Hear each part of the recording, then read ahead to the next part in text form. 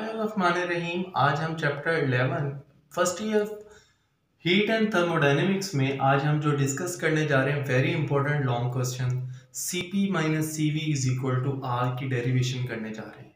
अब हम इसकी थोड़ी सी बेस बनाते हैं। Cp माइनस CV है क्या, C क्या है हमारे पास। तो हमारे पास C molar specific heat of gases होता है। अब molar specific heat of gases को अगर हमने डिफाइन करना हो तो वो हम कैसे करते हैं। हमारे पास कोई भी एक सब्सटेंस है, इसका मास हमारे पास 1 kg है। अब हम इसको इतनी हीट देते हैं कि इस मॉलिक्यूल का पहले टेम्परेचर था लेट्स सपोज 2 केल्विन और इंक्रीज हो जाता है इसका टेम्परेचर 2 केल्विन से 3 केल्विन। तो इस टेम्परेचर में जो डिफरेंस आया है वो 1 केल्विन का आएगा। उसको हम क्या कहेंगे, उसकी molar specific heat of gases कहेंगे। तो हम इसको अगर डिफाइन करें तो हमारे पास अमाउंट ऑफ हीट रिक्वायर्ड, इतनी हीट रिक्वायर्ड हो टू रेज द टेम्परेचर, उसका टेम्परेचर इतना रेज कर दे of 1 mole of ideal gas through 1 kelvin. अब एक कंडीशन और भी रखनी है कि हमारे पास यहाँ पे 1 मोल का वर्ड यूज किया है।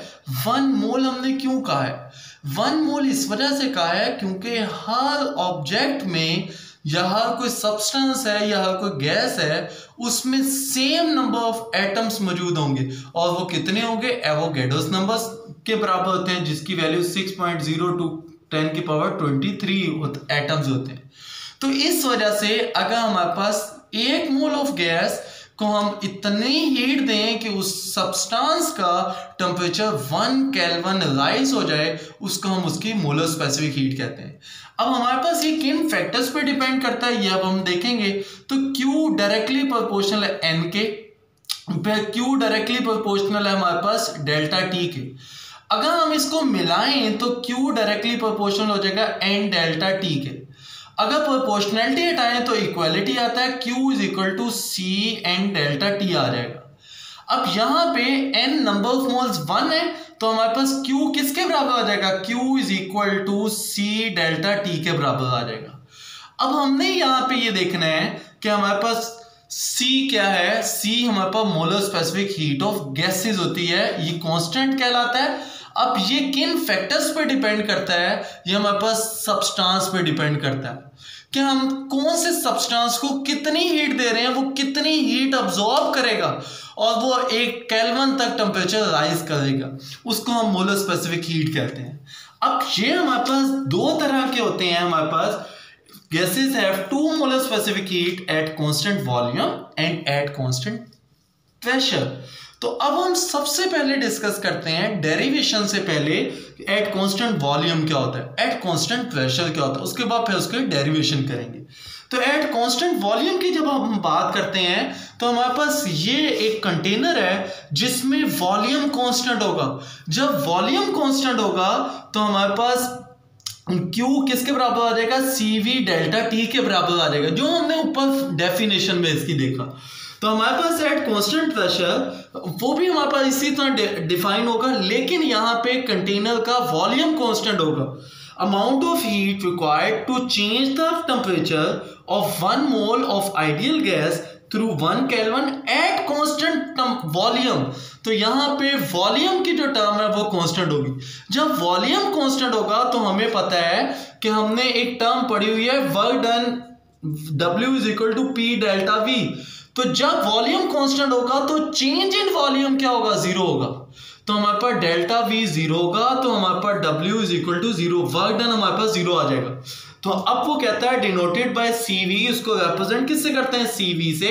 इसका यूनिट क्या होता है, जाउल पर केल्विन पर मोल होता है। ये अगर हम देखें जाउल पर केल्विन पर मोल तो वो यहीं से हमें रिप्रेजेंट हो जाता है CQ डेल्टा T और यहाँ पे N आता है। तो जाउल पर केल्विन पर मोल हमारे पास आंसर आ जाएगा।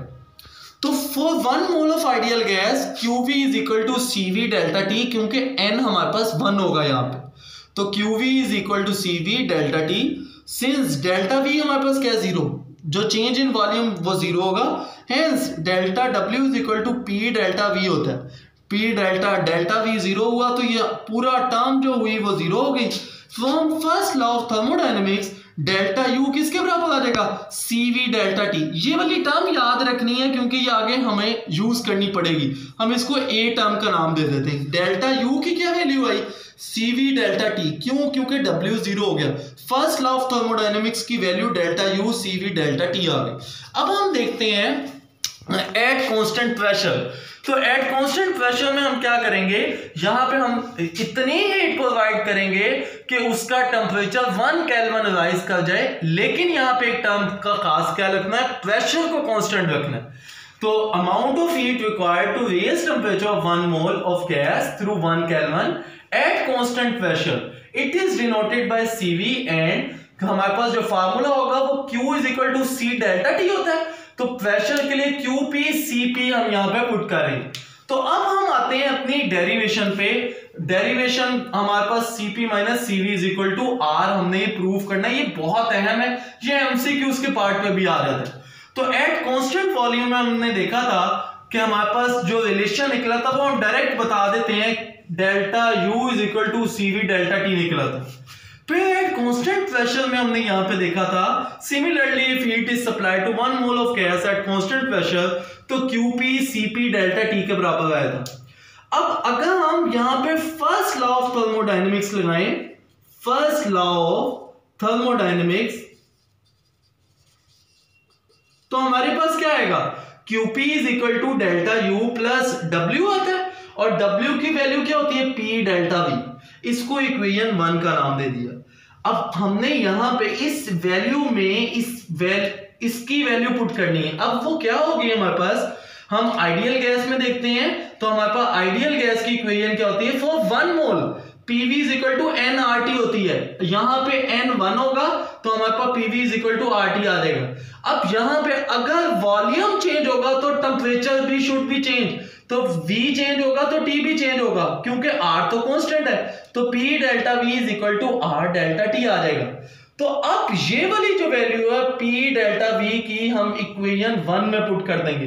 तो हमारे पास QP की क्या वैल्यू थी, हमने ये भी देखा हुआ है, QP की जो वैल्यू है वो CP इंटू डेल्टा T है, वो हमने पुट की इक्वेशन 1 की। तो हमारे पास CP डेल्टा T आ गया। डेल्टा U की वैल्यू हमने कांस्टेंट वॉल्यूम में देखी थी, वो हमारे पास क्या थी, QP की हमारे पास जो वैल्यू थी, हमारे पास जो डेल्टा U की वैल्यू थी वो हमारे पास CV इंटू डेल्टा T आई थी। तो हमारे पास CP delta T is equal to CV delta T plus R delta T आ जाएगा। क्यों, P डेल्टा V की जगह हमने क्या पुट कर दिया, R डेल्टा T। अब यहां पे देखें डेल्टा T राइट साइड पे कॉमन आ रहा है, तो CP delta T is equal to CV plus R into delta T common आ गया, डेल्टा T से कॉमन आ गया, तो CP is equal to CV plus R आ जाएगा। तो CP माइनस CV करेंगे तो हमारे पास R आ जाएगा। ये हमारे पास डेरिवेशन आ जाएगी। यहां तक आज हम अपना वीडियो लेक्चर कंक्लूड करते हैं। अगर आपको मेरी वीडियो पसंद आई हो तो लाइक करें, कमेंट करें, और अगर सब्सक्राइब नहीं किया हो तो बेल आइकॉन पे प्रेस करें ताकि हर आने वाली वीडियो आपको टाइम से मिल सके।